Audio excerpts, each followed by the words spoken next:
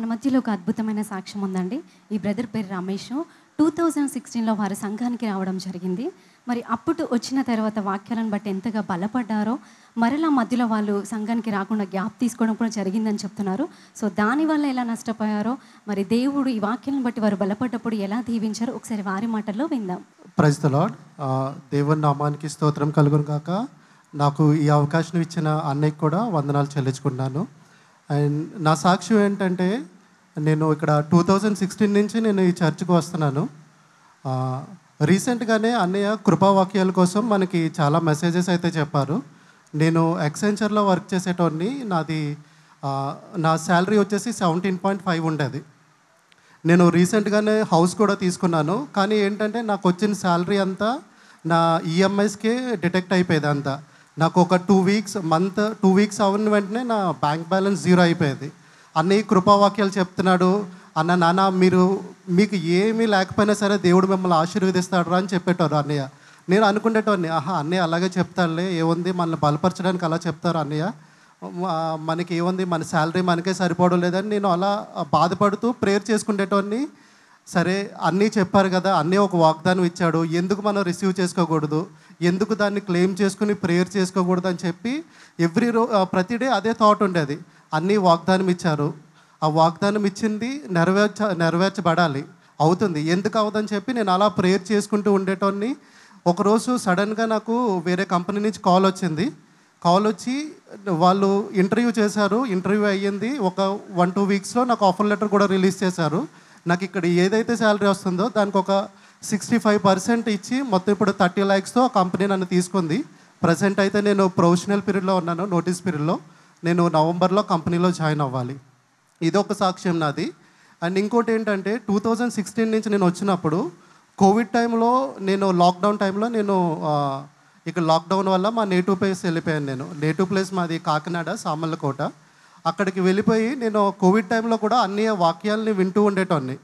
కానీ సెకండ్ వేవ్లో ఏమైందంటే మా బ్రదర్కి చాలా సీరియస్ అయిపోయింది. కోవిడ్ చాలా ఎక్కువైపోయింది, చాలా పొజిషన్ కూడా చాలా క్రిటికల్ అనిపించింది. ఆ టైంలో నేను అన్నీకి అది మెసేజ్ చేశాను. కానీ నాకు అన్ని మెసేజ్లు అయితే పంపించారు, నాన్న ఏం కాదని పంపించేవారు. కానీ నాకు అన్నీతో మాట్లాడడానికి అవకాశం అసలు దొరకలేదు.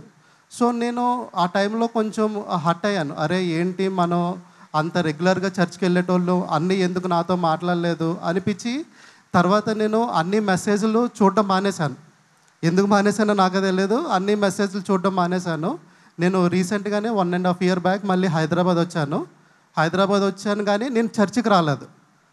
అప్పుడు నాకు ఎందుకు అన్నీ నాతో మాట్లాడలేదు, నేను ఎందుకు వెళ్ళాలి చర్చికి అని చెప్పి చర్చికి మానేసి వేరే చర్చికి వెళ్ళడం స్టార్ట్ చేశా. కానీ నాకు మనశ్శాంతి లేదు, మా మిస్సెస్ కూడా మనశ్శాంతి లేదు. ఏదో వెళ్తున్నాం వస్తున్నాం అంతే తప్ప ఆత్మీయంగా బలపడడం లేదు, అలాగే సమృద్ధి దీవెన కూడా మాకు లేదు.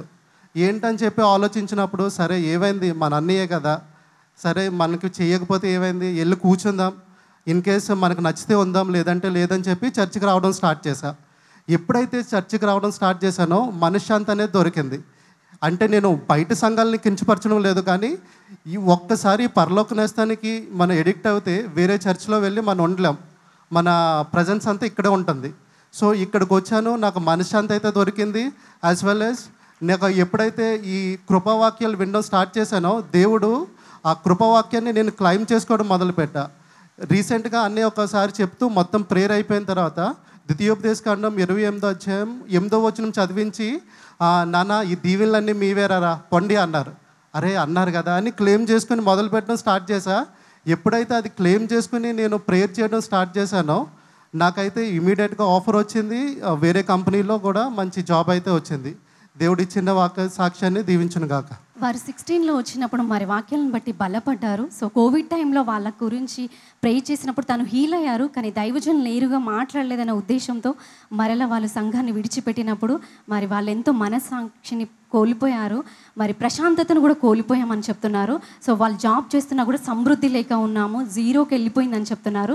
మరలా తన సంఘానికి వచ్చి మరి కృపావాక్యాలను విని మరి దైవజనులతో ప్రే చేయించుకున్నప్పుడు మరి అద్భుత రీతిలో అప్పటి నుంచి కుటుంబంలో మరి మనశ్శాంతితో ఉన్నాము. ఇంకా 65%తో నాకు హైక్తో నాకు వేరే కంపెనీలో జాబ్ వచ్చిందని చెప్తున్నారు. విశ్వాసంతో సంఘానికి రండి. వీరి పట్ల చేసిన దేవుడు మీ పట్ల చేయలేరా? మరి వాళ్ళ జీవితంలో మరి ఈ వాక్యాలను బట్టి నేను బలపడ్డాను. దేవుడు నాకు మంచి శాలరీతో జాబ్ ఇచ్చారనే ఉద్దేశంతో మరి ఈరోజు ఈ వాక్యాన్ని కూడా వారు ప్రోత్సహించడానికి ముందుకు రావడం జరిగింది.